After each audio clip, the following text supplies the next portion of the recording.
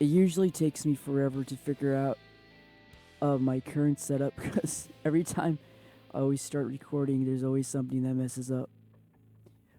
I forgot the name. I think I forgot the name of this game. I think it's called Everlasting Summer by Soviet Games. I think it's like some sort of Soviet related something. I don't know. I saw it as like one of the free games on Steam, so I'm gonna give it a try. It's our new game. It's a lot of Russian related stuff. It was mostly in Russian. I was having that dream once again. That dream. Same thing every night. But it's all forgotten in the morning, as usual. Maybe it's for the better. Only a glimpse of memory will remain, of gates, half opened, as if inviting me somewhere, with two frozen stone pioneers standing close by. Stone? And also that strange girl, who keeps asking me,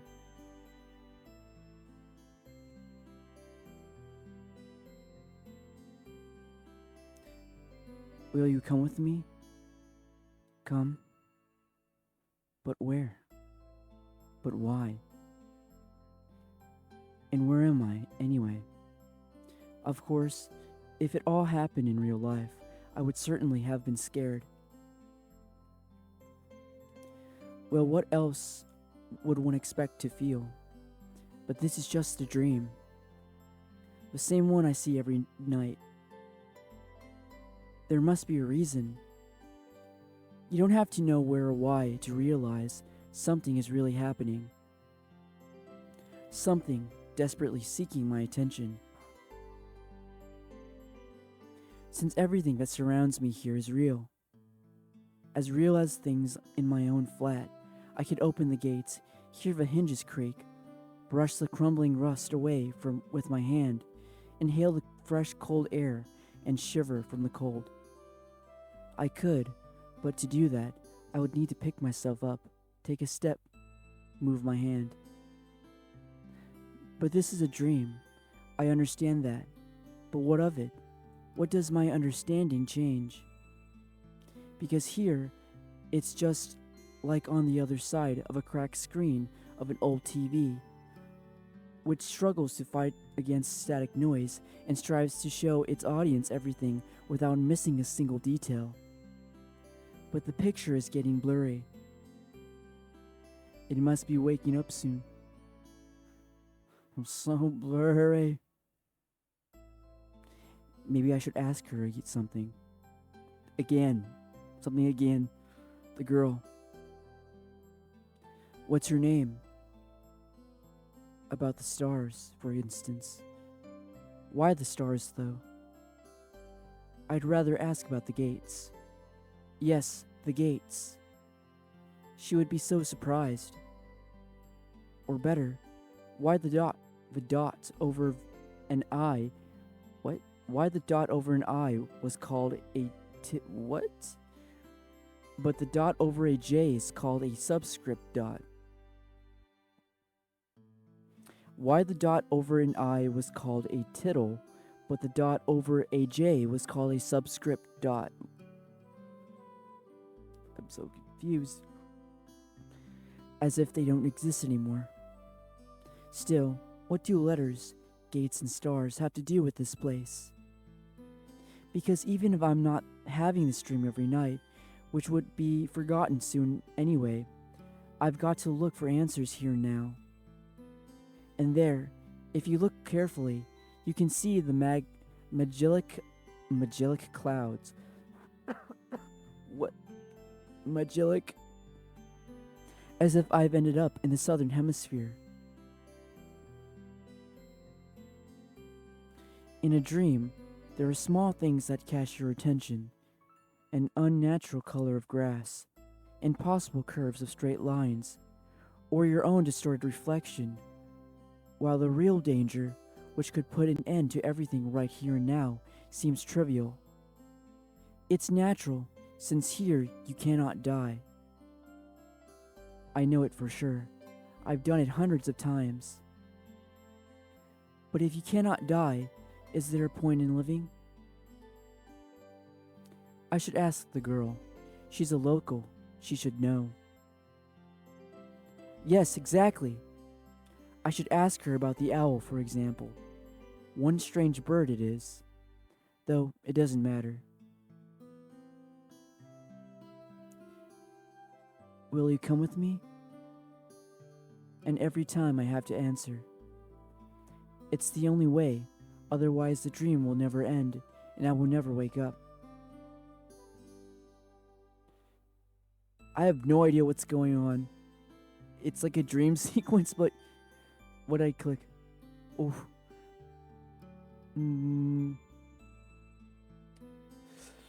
I'll stay here.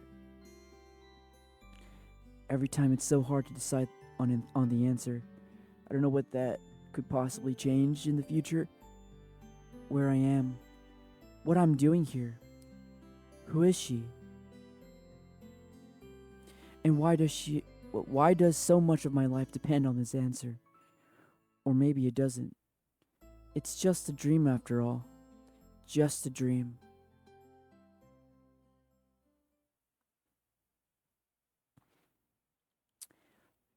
Okay. Oh shit, I fell asleep on my computer again.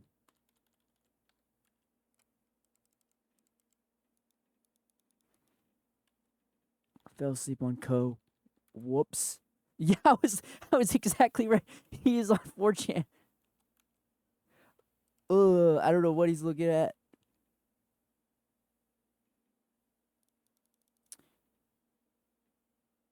Oh, no. No. 2chan.ru? The computer screen stared at me as if it was alive. Like girls underage. Sometimes it's really it sometimes it really did seem to me that it was conscious of itself, had its own thoughts and wishes, ambitions, that it had feelings, could love and suffer.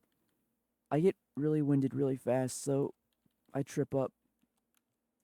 As if in our relationship, the scream wasn't an instrument. It was me who was a lifeless piece of plastic and textilite. What There is some truth in that. Probably because the computer provides 90% of my communication with the outside world. Anonymous image boards, some chats from time to time, rarely ICQ or Jabber, and forums even more rarely.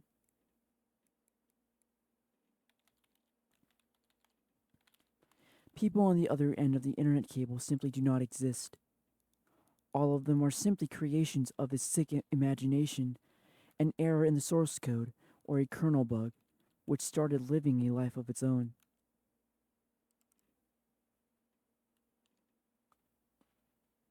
I don't know. I don't want to know what you do in your free time.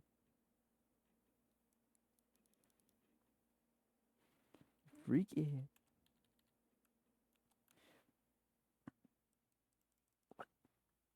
There is another game that I played called Moe Cafe that for some reason also had a lot of surprisingly Russian stuff going on. I don't know what's up with visual novels in Russian. If one looked at my existence from the outside, such thoughts would seem crazy, and a psychologist would simply give me a bunch of sophisticated diagnosis, and maybe write me a doctor's referral to the loony bin.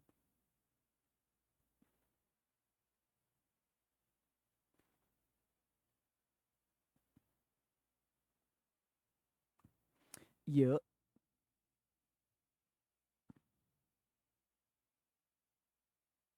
a small apartment with no signs of repair or any semblance of order in it. It always and and always the same view out the outside of the gray megalopolis running somewhere day and night. Such are the conditions of my life.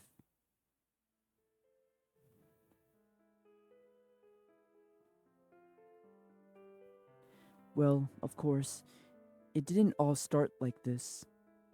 I was born, went to school, and finished it like all the others. I was accepted at a university where I spent a year and a half trailing behind and struggling. I drifted through several jobs. Sometimes it was working out quite well. Sometimes I was even getting decent money out of it. But it all felt like something was not mine. It all felt like it was not mine, as if taken from another man's biography. I wasn't living a life to its fullest. It was looping over and over in monotonous circles, like in the movie Groundhog Day. It's just that I had no choice on how to spend my day, and every day repeated itself, the same vicious spiral. A spiral of emptiness, misery, and despair.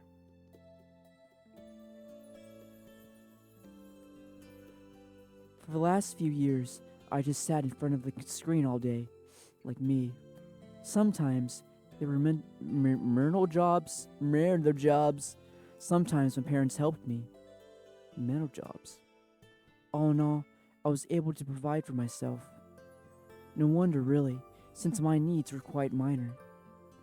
I hardly ever leave my room, and my communication with other people almost exclusively consists of online correspondence with the anonymous, who have no real name, no gender, no age. So, in brief, a quite typical life of a quite typical antisocial person of his time. Kind of Donnie Darko in a minor scale, without doomsday related visions. Okay, bro. Okay. If you think you're that cool,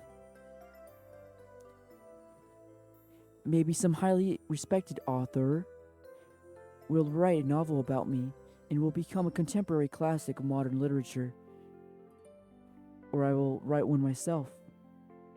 However, what's the point of fooling myself? I tried many times, but he couldn't even come up with a simple short story. I tried to learn many other things as well. Not gifted enough to draw. Programming, got bored. Foreign languages, takes too much time.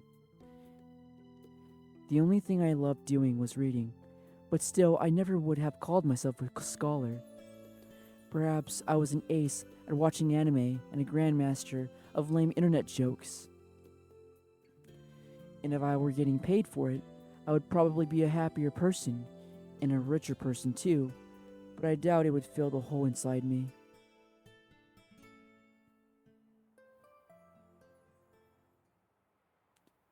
Today was another typical day of a typical failurer's typical life. And today is the day when I have to go to my university's reunion. Frankly speaking, I really didn't want to go. What's the point? The time I spent with them was too short. However, I was persuaded by a friend, a former university mate, and one of the few of which whom I kept in touch other through the internet.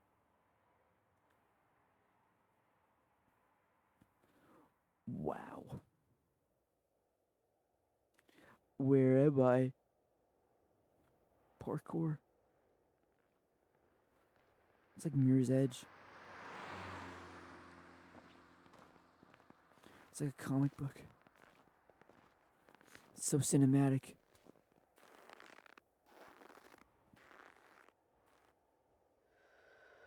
Ew. Damn.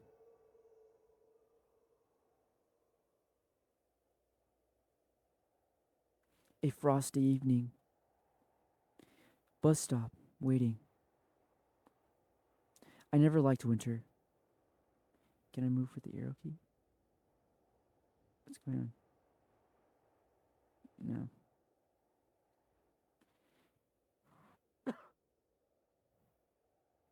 The hot summer was not my season either. It's just that I see no reason to point out any particular time of year. It doesn't matter much with what the weather is outside when you stay at home 24/7. The bus today was running so late that I was about to curse it all and spend my last few hundred rubles for a taxi. The day was just returning home. The day of just returning home didn't cross my mind for some reason. As usual, millions of thoughts flew through my mind, but there was no there was not a single useful one to seize on. Such a thought that one could bring into existence, give a shape, turn into an idea, and put into practice. Maybe I could start my own business. But where would I get the money from? Where would I take the money from? Or maybe I could go back to working in an office. No, no way. Maybe I should try freelancing. But what skills do I have? And who would want me after all?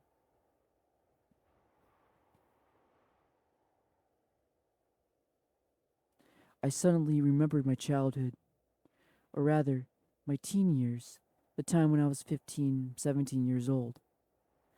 What exactly those years? Why exactly those years? No idea. I guess it's because back then, everything was much more simple. It was easier to make decisions, so complicated now, and so simple then. Waking up in the morning, I knew exactly how my day was going to pass, and I always eagerly looked forward to the weekend. Then I could get some rest and have time for the things I liked: computer, football, going out with friends. And then, at the beginning of next week, I'd take up my studies again. But then, there were no such worrying questions like why, who needs it, what will change if I do it, or what will not change. A simple lifestyle, so casual for any normal person, and so odd for myself today. A careless childhood age. It was also that I met my first love. Her appearance and personality had vanished from my memory. Only her name remains, like a brief line from a social network profile, along with the feelings which overwhelmed me when I was with her: affection, tenderness, the desire to care for her and protect her. Sadly, it didn't last long. Today, I could hardly imagine something like that happening. I would probably like to meet a girl, but I don't know how to start a conversation, what on earth to discuss, or how to attract her. Well, I haven't met any suitable girls for a long time, but where can I meet one anyway?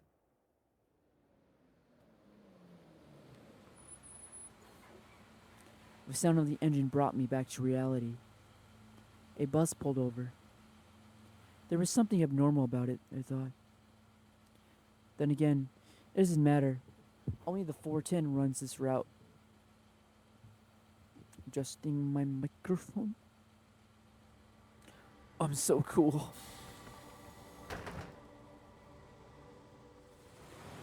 Whoa, speed. Oh no, Ghost Rider. Streetlights pass me by, as if there are cold light sparks inside of me. It's as if their cold light sparks inside of me, trying to ignite feelings long dead. But maybe not ignite, just awaken them. Because those feelings, they have been living in me for a long time, slumbering and waking up again. The driver's radio was playing some very familiar tune, but I wasn't listening to it. I was watching the cars passing by through the fogged window. Because people are always rushing somewhere, chasing something they need, stuck in their own little worlds. Why would they care about mine? They probably have their own serious problems, or maybe they have a much easier life. You can't know for sure, since all people are different. Or are they? Sometimes, so- someone's actions can easily be predicted, but if you try to look inside his soul, you will only see impenetrable darkness. The butts was approaching downtown, and my thoughts were interrupted by the bright city lights. Hundreds of billboards, hundreds of cars, millions of people. I watched this light show, and somehow I got terribly sleepy. My eyes closed just for a moment, and then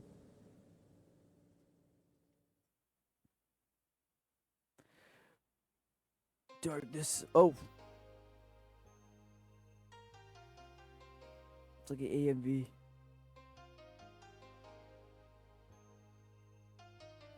Yeah. Ooh. Wow, look at the animation. So high budget. Where I go? What the hell? Why did I get on the bus again? I was going to work.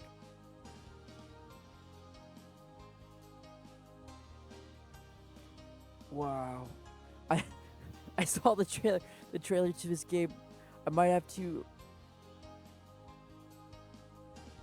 I might have to censor some of this. Yo. Yo. What's up with your hair? Why is it so angular?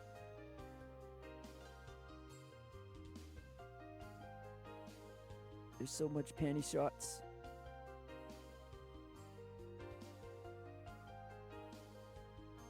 I wonder how you do Gaussian blurs. Uh, that says, I think it's Everlasting Summer. I think.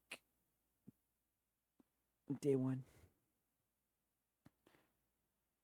I'm a computer.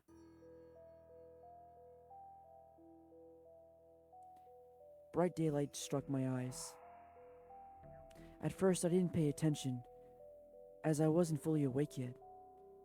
On my own, my legs carried me towards the door. Samyong? Samyong. Samyong. Yon. Samyon. Samyon. I'm trying to pronounce that. I'm gonna say Samyon. Damn! Looks like I fell asleep and missed my stop.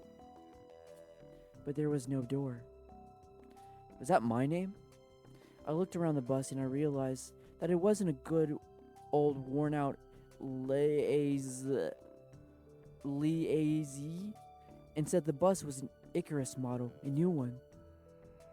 I froze in shock. How? What? Am I dead?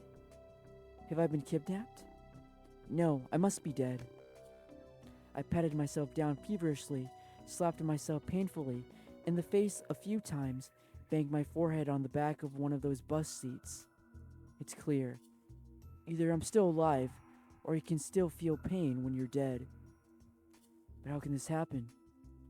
Maybe I slept too long and ended up in this bus depot? But then what? And then what? Did they put me into another bus? I rushed out and looked around. Greenery wherever I looked. Oh, I'm getting winded. Tall grass on the roadside, trees, flowers. Summer. But how? It was winter just a moment ago. My head was aching unbearably, as if it was going to explode. Slowly, I began to remember.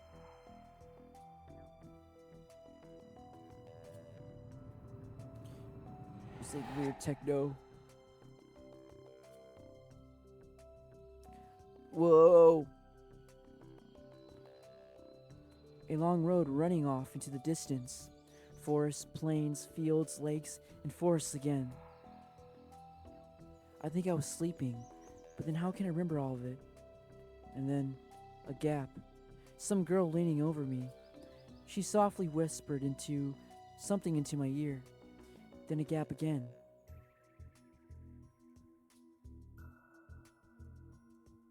And then I woke up here. Who was this strange girl? Or was she just a dream? For some reason, thinking about her made me feel better and calmed me down a little. I felt warmth all over, coming from the inside. Could it be her who brought me here? Did I need to find her? and the best place to look for her is away from here. I rushed to the left, then to the right, then stopped, hesitating over where to go. Finally, I ran in the direction of which the bus had previously came. Play phone.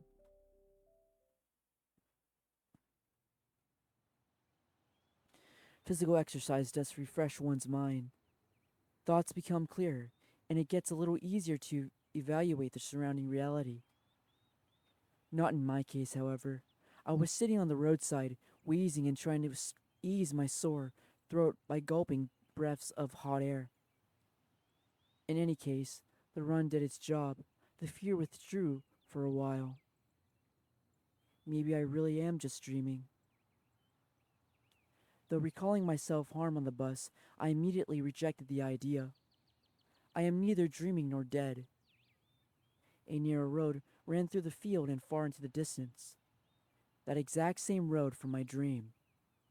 I must be very far away from home.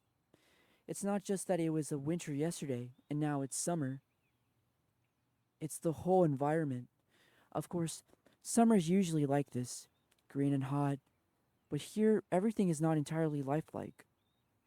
Everything looks like it was taken from paintings of Russian landscape artists of the 19th century. The grass is just too lush. The bushes are not like what bushes should be. They're so thick that you can't even see anything through them, like treetops, honestly.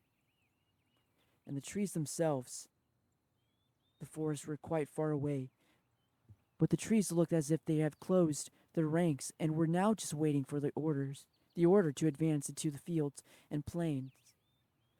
I caught my breath and looked at the bus, which was now barely visible. It was a good run. Fear overtook me once again. Those power lines. There must be people here. But what does this mean? In fact, that means nothing at all. Couldn't have they have the power lines even in hell? Roasting sinners over hot coals? But so last century. I must have reached the point of no return. After which, you should either lose your mind completely or finally try to understand what is going on. And while I have a choice, I should pick the second option. I slowly head back to the bus. Of course, it was scary. But I'm not likely to find an answer in the fields of woods, and this wrecked bucket of bolts is the only kind of link that I have to the real world.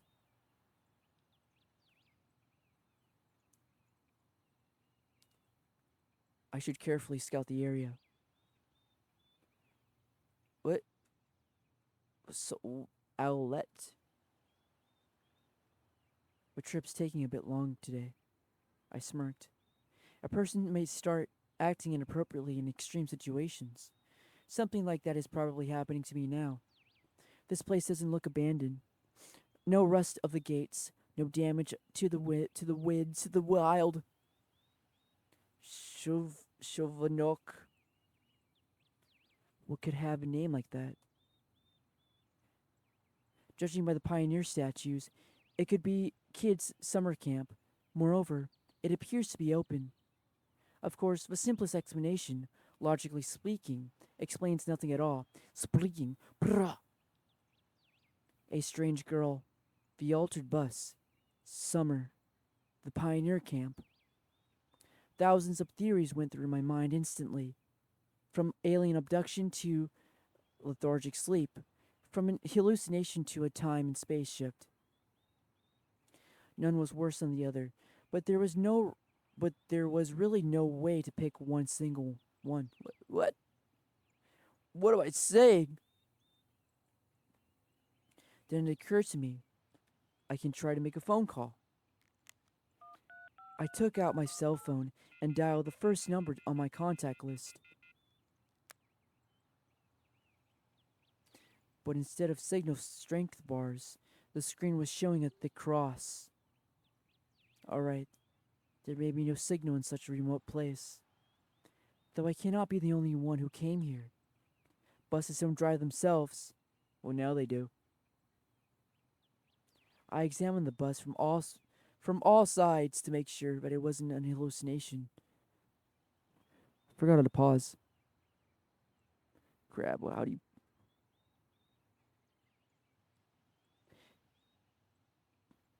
Bits of dirt on the bottom, some rust here and there, faded paint and worn out tires. No, this is definitely an old, ordinary Icarus. Yeah, exactly the kind of bus which takes you from places beyond your understanding if you carelessly fall asleep. I gave a nervous chuckle. It came out by itself, sporadically, because it wasn't the right place or time to laugh. But where on earth is the driver? I cautiously sat down on the curb beside the bus and started to wait. My patience didn't last long. My anxiety seemed to have reached its peak, and I started to go slightly mad. In such a situation, anyone would have probably felt something similar. Aliens and parallel universes have gone from my imagination, leaving only void and darkness. Is this how everything will end? How my life will end? But I wanted to do so. But it, I wanted to do so much. There were so many things that I had no time for yet. I was overwhelmed by the idea. This is definitely the end. But why? It's not fair. Surely I'm not worse than anyone else. Yes, you are. Ooh, you're a loser. God, why? You're on the Chan boards. You deserve the absolute worst. I don't know if they're still up, but I know that um as of recording, those boards have been taken down. They hacked that boards. They've been down. You can't access them. No more Gucci pics. Why? What did I do? Why me? But my cries were only heard by the speechless statues of the pioneers and a bird on the trees, which immediately flapped its wings and took off, crying out something in its own bird's language, blah, as if laughing at the idiot who dared to interrupt its after dinner nap. I was left breathless from weeping and just lay quietly, sobbing occasionally. After a while, I managed to pull myself together. My mind cleared up a bit, as if terror and fear of death gave me a little break.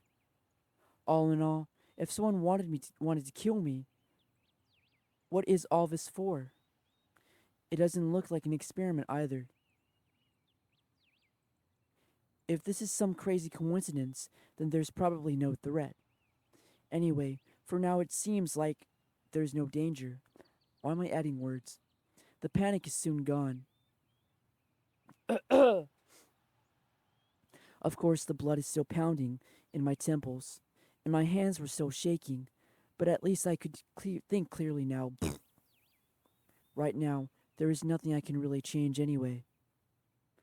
So no matter how much I think, or how mad I get, it would only make things worse. Until some actual facts appear, there is really no point in making guesses. In any case, I won't learn anything by lounging about here. This camp, if of course it is really a camp, looks like the only place where people could be, so I decided to go there, and hardly I had reached the gates when a girl came out from behind them, wearing a pioneer uniform. My logic didn't let me down this time. Then again, a pioneer uniform in the 21st century. And then again, a girl here. I froze, unable to take a step. I felt very much like running away. Running as far away as I could from this place. Far from the buses, ugh, ugh, gates, statues, and far from the bloody bird in its siesta. What? Just running free like the wind, faster and faster, waving to the planets passing by, winking at the galaxies. Running, becoming a pulsar ray, and turning into visual radiation, running into face to face the unknown. Run no matter where, As long as it is far away from this place, you just met a girl. Meanwhile, the girl came closer and smiled. I could not help but notice her beauty, even though I was trembling with fear. Human instincts work independent of consciousness, and while only 5% of the brain is responsible for cognitive processes, the remaining 95% are always busy sustaining life, and in particular, ensuring stable functioning of the hormonal system. Oh, so desperately I wanted to get less complicated and stop thinking in formal quotes from the encyclopedia, though my thoughts appeared one by one, being stupid, out of place, as if taken from the internal monologue of a hero of some junky, soft cover crime fiction book. A pretty Slavic face, long, long braids that looked like two armfuls of fresh hay, and blue eyes you could drown in. Hi, you must have just arrived? Well, apply. Uh, yeah. All right then, welcome. She smiled broadly. Strange. It looked as if I made a normal girl in front of me. I had just a normal girl in front of me. Bah, I shouldn't have returned here. The woods and fields seem better. But what shall I do next? Try to speak with her as if she was human, or run away, or what? The blood was pumping unbearably in my head, tearing it apart from the inside. A bit more, and the poor pioneer girl would be splattered with the gruesome contents of my skull. What? What's so funny about that? The girl looked over me. It sent shivers down my spine, and my knees started to tremble. Nothing. Great then. Great? What's so great about this? Suddenly a thought crossed my mind. To hell with that. Forget about the bus behind me. The fact that it was winter yesterday and summer today. I wanted to rip off my itchy sweater and just accept that all of this is actually happening. Everything is as it should be. All this is for the best. Would you happen to know? You should go to our camp leader. She'll tell you everything.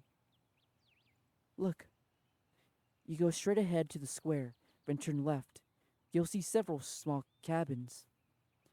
She pointed at the gates, as if she knew what was behind them. Is what? A derivative of a person's father name. All right. Well, you can ask someone where Ogo cabin is. I got it. Of course I didn't.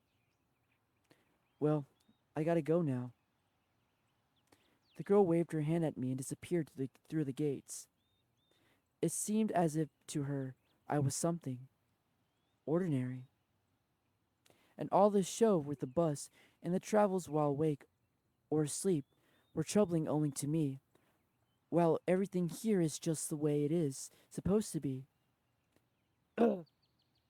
Camp leader, pioneer uniform. What are they doing? Historical reenactment here? I hope I won't find Lennon standing on top of the armored car in the square. But even that would not surprise me right now. After standing alone for a while, I headed into the camp. A mere 50 meters ahead, a small one-story house popped up on the left side. I'm losing my mind. The site near the door said clubs. I was about to come closer when the door suddenly opened. A short girl wearing a pioneer uniform came out. Her pretty face gave me the impression that one suffering for the fate of the whole of mankind was a truly universal sorrow. As soon as she saw me, the girl froze, as if frightened.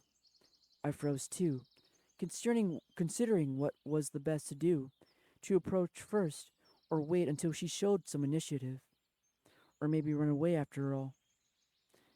Although this last option was constantly being suggested only by my self-preservation instinct. At least there was there that's what I like to believe. Damn it. Not the worst human instinct, but far from the most logical. I'll say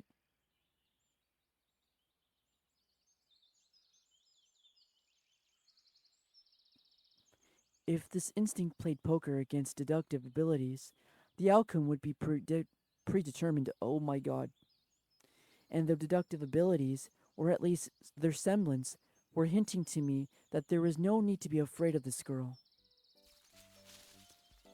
Suddenly, somebody jumped out of the nearby bushes. A girl wearing a bright red t shirt with USSR written on it. Such a perfect reproduction of the age. She looked quite short for the distance and was probably younger than both pioneer girls, the one at the gates and the girl at the door of the clubs. At least I decided to come closer, but the USSR, as I claimed her in my mind, jumped towards the first girl and started telling her something while wildly waving her arms. The other girl, in turn, seemed confused and lowered her gaze, remaining silent. I would have probably continued to observe their amusing dialogue, but the USSR suddenly pulled something out of her pocket and started waving it in front of the first girl's face. Oh god, what's up with her face? She has no nose. There's something turned there's something turned out to be this something turned out to be a grasshopper.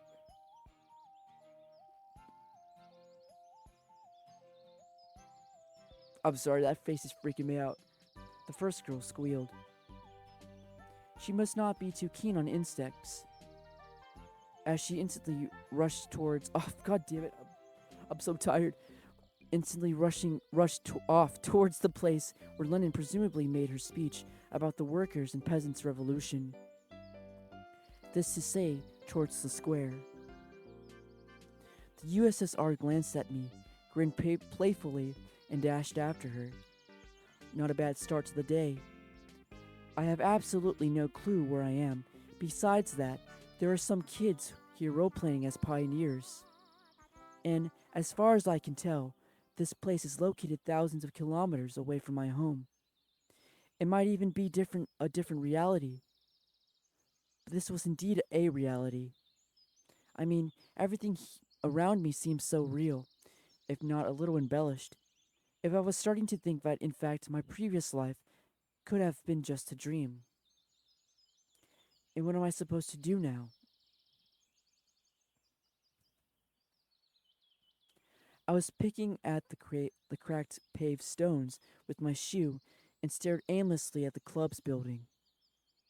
Just a few seconds before I'd come up to some decision, that's when I recalled myself rolling on the grass, weeping. I cringed in disgust. Perhaps it's another instinct, when all energy for whimpering and self-pity is used up. The body either goes into hibernation or mobilizes its reserves. Mine seemed to have chosen the second option because out of the blue, I found the determination to figure out what was going on. And in order to do that, I had to act like a man, like a human, to maintain the dignity of a representative of my own world. I followed the path to the left, on the right side of which stood small cabins, apparently the homes of the local pioneers. Actually, they looked quite cozy from the outside. Even though I was born in the Soviet Union, I'd never been part of the children's organization. Neither the pioneers nor even the younger October children. I know nothing about Russian history. I imagine the daily life of a typical pioneer camp a bit differently. Huge barracks with long rows of metal bunks. Wake up call at 6 o'clock played by the siren. 1 minute to make your bed. Then joining the formation of the drill square. Or wait. Could I be confused? Could I be confusing it with something else? Something struck me on the back. I staggered but remained on my feet, turned around and prepared to fight heroically for my life. But all I found was another girl standing before me. My mouth hung open in surprise. Pick your jaw off the ground! I closed my mouth. The same pioneer uniform, but the way she was wearing it looked, let's say, provocative. Like all the girls I'd met here before, this one was rather cute, but her overly arrogant expression killed any desire to get to know her better. New here, are you? Fine. See ya. She threw a threatening glance at me and walked past. I waited for the pioneer girl to turn at the corner. Who knows what else she might have been up to? The most interesting thing was even this hostile girl seemed completely normal to me. She did not give off the feeling of some deadly danger. Me, except maybe the danger of getting punched in the nose. At last, I managed to make it to the square. There was no Lennon in the armored car, although one could easily expect something like that after all this had happened. Instead, however, the monument of a certain comrade towered in the middle of the square. The letters of the pedestal read GENDA. Must be some figure of the party. There were some small branches at the sides. It's quite pleasant here. Where did that girl tell me to go? To the left or to the right? To the left, to the right, to the left, to the right. And why am I going there anyway? All right, I decided to pretend to be normal. So, to the right, through the small grove, I came out to a pier. I must have taken the wrong turn. Hey, wrong way! I turned towards the voice. The girl stood before me. Now, what did I tell you? Take a left at the square, wasn't it? She had changed from her prior uniform to a bikini. Oh, I still haven't introduced myself. My name's Slavia. Actually, my full name's Slaviana, but everyone calls me Slavia. Ugh. So you can too. Yeah. I still felt a bit confused, so I could not come up with a more meaningful answer. And what's your name? It felt like she could see right through me. Yeah, Semyon. Nice to meet you, Semyon. Alright, I'm almost done here. Could you wait here for a minute?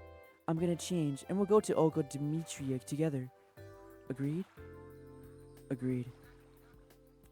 After this exchange, she ran off. I sat on the pier and let my feet hang into the water.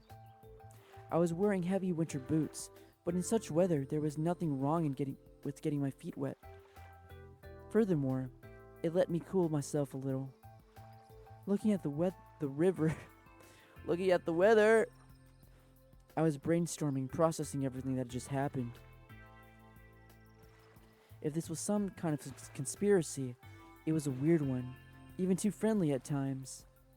No, it really looks like a random event. Some entirely incomprehensible random event. Shall we go? Slavia was standing beside me, dressed in the pioneer uniform again. Let's go. I have been here for a very short time, but of all the people I met, she looks the least suspicious. However, this fact was already suspicious itself. We walked to the square. The USSR girl and the girl who hit me on the back was there, chasing each other. Is that some kind of game they're playing? Ulano? Enough running. I'll tell everything to Olga. I'm not gonna say the last name. Aye, aye, Captain. I decided not to question Slavia, god damn it, these names, for a while, although it was going on, or the local residents. But better meet with this mysterious Olga first. Sounds like she's the boss here. We walked past the rows of almost identical cabins, some of which looked like fat beer barrels, while others looked more like household sheds. Finally, Slavia stopped in front of the smallest one-story cabin. It looked like an artist's building. The faded paint, chipping here and there from age, was sparkling in the sun. The window shutters, slightly ajar, were swaying almost unnoticeably in the wind, and huge lilac bushes were growing at the sides. It seemed as if this ramshackle hut, was drowning in a storm of purple silk, and the lilacs, like some elemental force, was exorably destroying the troop leader's house. I'm getting winded. Slavia, what she said? Oh, great. Slavia snapped me out of my daydream. And stop teasing Lena already. Ugh, scary. Rena? Sounds like there's someone inside. Indeed, a moment later the door swung open, and Yula, Yulana ran out and dashed past with the same mischievous grin. The pigtail girl came out next. Don't let it bother you, Lena. So her name was Lena. Gotta be thankful it's not Rena, at least. But I don't. Instead of finishing her sentence, she blushed and quickly headed towards the square. Ugh, I want to meet this lady. For some reason, I felt like turning and following her with my eyes, but Slavia said, Come. We entered the cabin.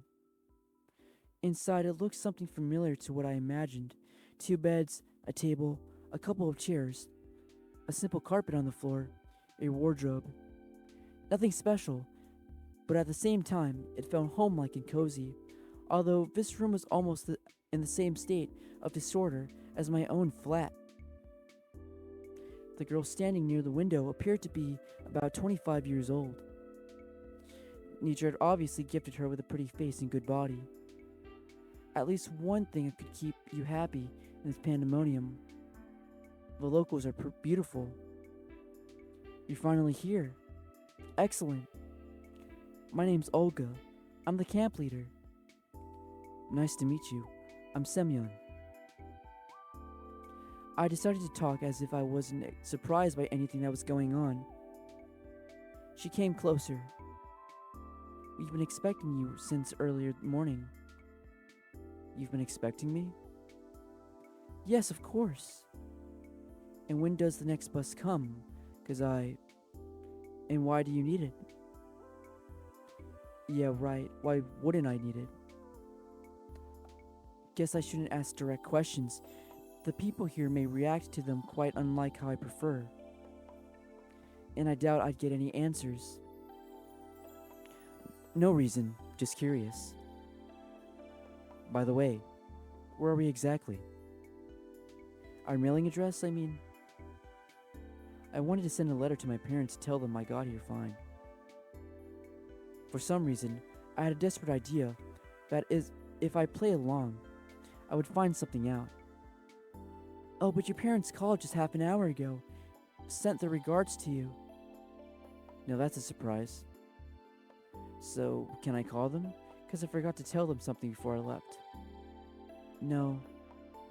She gave me a sweet, spontaneous smile. Why not? We don't have a phone here. But how could you tell my parents I've made a call? How could you tell my parents to make a call to here? I've just come back from the district's central town. I talked with them there. Ah, so that's how it is. And can I somehow get it to the town? No. She kept the same smile. Why not? Because the next bus only comes in a week. I decided not to inquire how the troop leader managed to get here and back. I would get no answer anyway. At this time, Slavia was standing next to me and seemed to find something odd in our conversation. Oh, we need to find an uniform for you. I got absolutely no desire to put on pioneer shorts or to wear a ridiculous red neckerchief. However, wearing winter clothes in the summer isn't a great idea either. Right, thank you. I wonder if I'm the only one here who finds it strange that someone's wearing a coat and winter boots in such heat. Radio, I'll be off then, and you can get yourself acquainted with the camp. Don't forget to come for dinner in the evening. Having said that, she walked out of the cabin. No, walked is not the right word. She rushed out. I ended up alone with Slavia. I must go too. Got things to do. Take a walk, look around the camp a bit. See you in the evening. If there is no threat to catch, this reality, as embodied as Slavia, becomes more and more appealing. For the first time today, I realized that it was something awfully hot here.